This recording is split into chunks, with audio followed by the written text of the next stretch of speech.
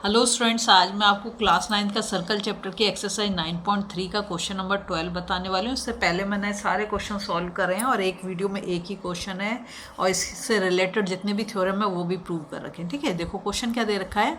Prove that a cyclic parallelogram is a rectangle. ठीक, सबसे पहले तो हम लिख देंगे गिवन में क्या दे रखा है हमें, quadrilateral A B C D. ये रहा ए बी सी डी, ये है quadrilateral A B C D is a cyclic quadrilateral.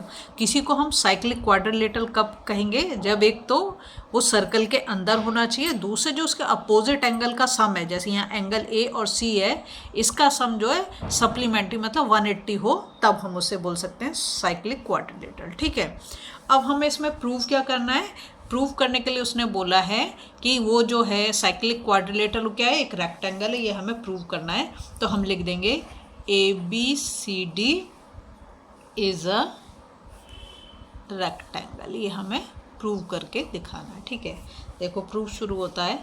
तो अब यहाँ से हम शुरू करेंगे। तो इस साइक्लिक क्वाड्रिलेटरल को मैं यहाँ पर ले रही हूँ, इन साइक्लिक क्वाड्रिलेटरल। ठीक है, नाम हम ऑलरेडी बोल चुके हैं क्या है, ए बी सी डी। तो देखो जैसा मैंने आपको बताया कि साइक्लिक क्वाड्रिलेटरल की क्या प्रॉपर्टी है कि अगर अपोजिट एंगल का हम सम करें तो वो सप्लीमेंट्री मतलब 180 आना चाहिए। तो वही मैं यहाँ पर यूज़ कर रही हूँ। तो angle A plus angle C दोनों के अपोजिट एंगल्स हैं, इन दोनों का सम कितना, 180 डिग्री। ये हमारी फर्स्ट इक्वेशन हो गई। और यहाँ पर हम रीज़न भी दे देंगे, क्या, सम ऑफ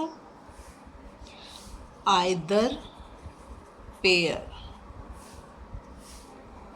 ऑफ अपोजिट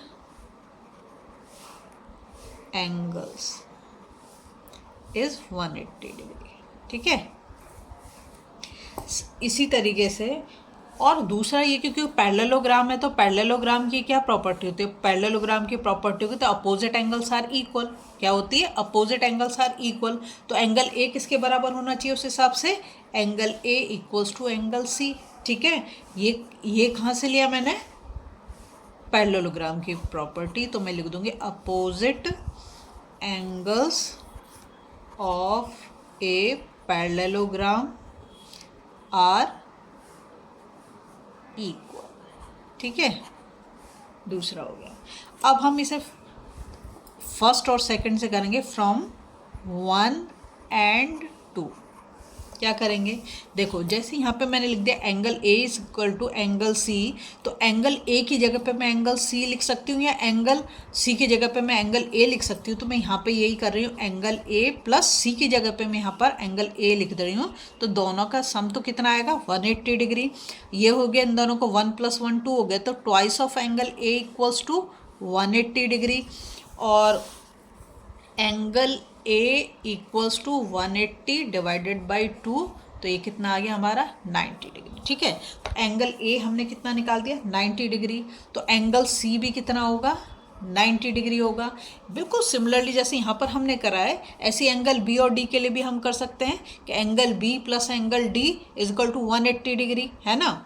और इसकी जगह पे हम कर दें angle B plus angle B is equal to 180 degree. तो twice of angle B 180 degree, तो angle B is equal to 180/2, तो 90 आ जाएगा। इसे करने की जरूरत नहीं, सिर्फ आप एक ही वाला करके दिखा दो, मैं तुम्हें सिर्फ समझाने के लिए कर लूँगा। हमें तो क्या, अगर एक एंगल भी हमारा 90 आ जाता है तो हम क्या बोल देंगे, वो रेक्टेंगल है। ठीक है, तो अब लिख देंगे हम ए पैरेललोग्राम विद 1 एंगल। ठीक है, एक ही एंगल होने से भी, राइट एंगल जो कि हमने 90 डिग्री दिखा दिया है, right angle is a rectangle. ठीक है, hence A B C D is a rectangle. यही हमें प्रूव करना था, हो गया। अगर आपको वीडियो पसंद आ रही है प्लीज़ लाइक शेयर सब्सक्राइब कर दें, फॉलो जरूर करें।